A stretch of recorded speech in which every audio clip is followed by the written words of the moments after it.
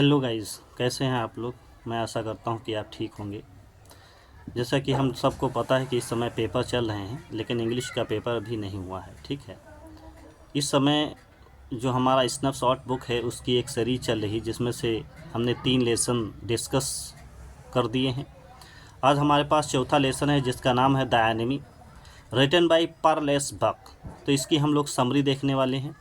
हमारे पास जो बुक है वो एनसीईआरटी की है। अगर आपके पास है तो आप उसको ओपन कर लीजिए। अगर आप नहीं भी है तब भी आप स्टोरी सुन करके अपने कॉन्सेप्ट को क्लियर कर सकते हैं। ये समरी डिस्कस करने का एक फ़ायदा यही है कि अगर आपको लेसन का कॉन्सेप्ट पता हो जाएगा, पूरी थीम पता हो जाएगी, तो आप क्वेश्चन को अच्छी तरीके से आंसर कर पाएंगे, चाहे वो शॉर्ट हो और चाहे लॉन्ग हो। तो बिना देरी किए हुए आइए देखते हैं। पहले तो देख लेते हैं अबाउट द लेसन कि इसके बारे में है क्या, और फिर हम जो है इसकी समरी जो है लाइन बाय लाइन डिस्कस करेंगे। The enemy is a short story set in Japan during world war second. ये जो कहानी है एनिमी, एनिमी का मतलब जैसा आप जानते हैं दुश्मन। ये एक छोटी सी कहानी है जो जापान में सेट है, और ये टाइम है सेकेंड वर्ल्ड वार, द्वितीय विश्व युद्ध के दौरान। It was published in 1942। ये कहानी जो है 1942 ईस्वी में पब्लिश हुई थी। A year after the attack on Pearl Harbor. जब पर्ल हार्बर पर आक्रमण हुआ था उसके एक साल बाद। A critically wounded blond American washed up on the beach near doctor Sadao's Hoki's home. एक सुनहरे बालों वाला अमेरिकन था, वो क्या हुआ, उसको गोली लगी हुई थी, वो घायल था, और वो समुद्र के किनारे जो है वो आ जाता है डॉक्टर सदाओ होकी के घर के पास। The doctor is caught in a conflict between his duty as doctor and his duty as a Japanese citizen. अब डॉक्टर जो है एक ऐसे संघर्ष में फंसा है कि वो अपने कर्तव्य को पूरा करे या एक जापानीज नागरिक होने का जो कर्तव्य है उसको पूरा करे। तो उसके पास दो ड्यूटीज़ हैं। एक तो बीइंग अ डॉक्टर, एक डॉक्टर होने के नाते वो घायल था, उसको बचाया जाए, या जैसा कि आप जानते हैं कि अमेरिका और जापान के बीच में युद्ध चल रहा था, तो एक जापानीज़ होने के नाते उसको अरेस्ट कराया जाए। तो अब उसके पास दो ड्यूटीज़ हैं। अब उसको ये समझ में नहीं आ रहा कि किसको पूरा किया जाए, लेकिन डॉक्टर सदाओ होकी बड़ी ही चतुराई के साथ इन दोनों कर्तव्यों को पूरा करते हैं। आइए पढ़ते हैं इसकी समरी को और देखते हैं। सदाओ वाज अ जापानी सर्जन। सदाओ जो है एक जापान का सर्जन है। ही स्टडीड इन अमेरिका, वो अमेरिका में पढ़ाई करता है। रिटर्न होम विद हाना, और पढ़ाई करने के बाद हाना के साथ जापान लौट आया। अ जापानीज़ गर्ल हुम ही मेट देयर। हाना भी एक जापानीज़ लड़की है जहाँ पर ये अमेरिका में ही उससे इसकी मुलाकात हुई थी। मैरिड हर इन जापान, और फिर आकर के जापान में इसने शादी की। And settle down with happiness, और दोनों लोग बड़ी ही प्रसन्नता के साथ बस गए। However, most of the doctors were sent to serve the Japanese army in the World War II. जो द्वितीय विश्व युद्ध चल रहा था तो जापानीज़ आर्मी की सेवा करने के लिए बहुत सारे डॉक्टर जो हैं भेजे गए।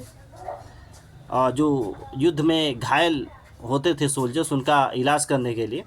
सदाओ was allowed to stay home because he was wanted by the old general who was dying.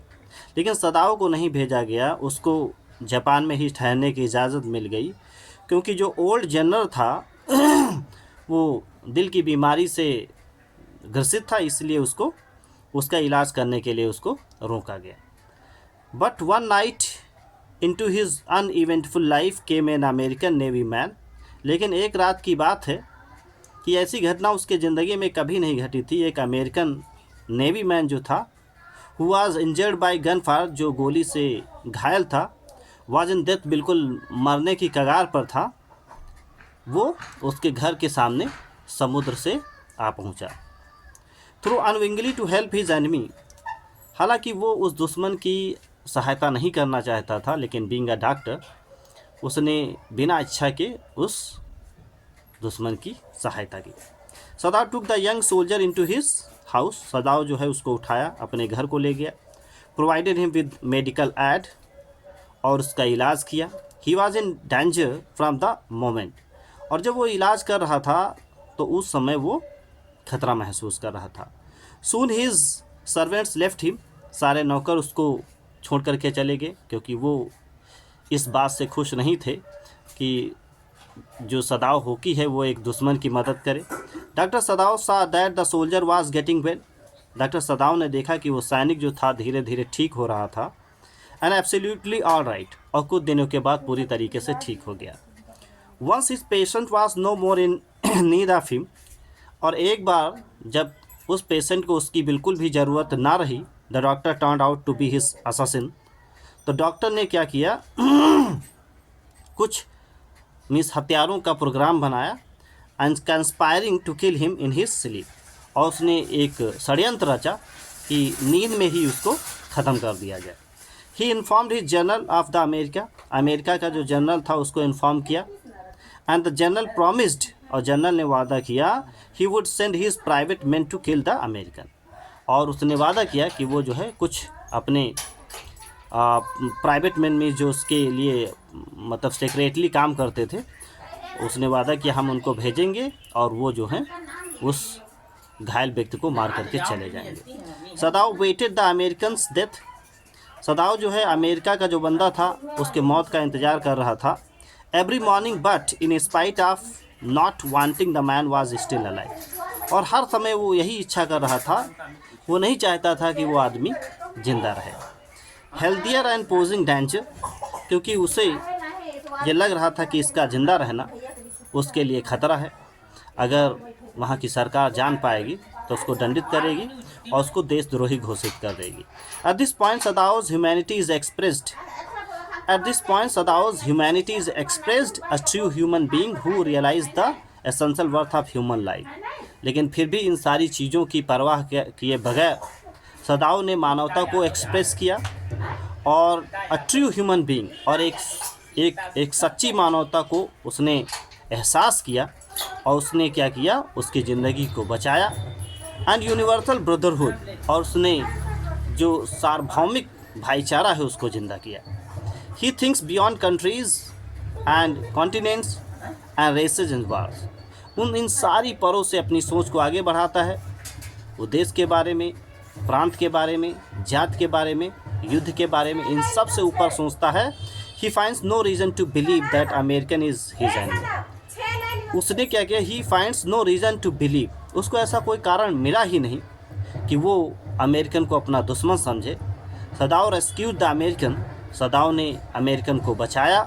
The सदाव rises above the narrow prejudice, इसलिए सदाव के अंदर जो संकीर्ण माइंड मस्तिष्कता थी उससे अपने आप को ऊपर उठाया। And acts in a truly humanitarian way, और उसने उसके साथ एक वास्तविक मानवता के साथ व्यवहार किया। तो इस प्रकार देखते हैं कि हमारी स्टोरी जो है वो समाप्त हो गई है। मैं आशा करता हूँ कि आपको ये समझ में आया होगा।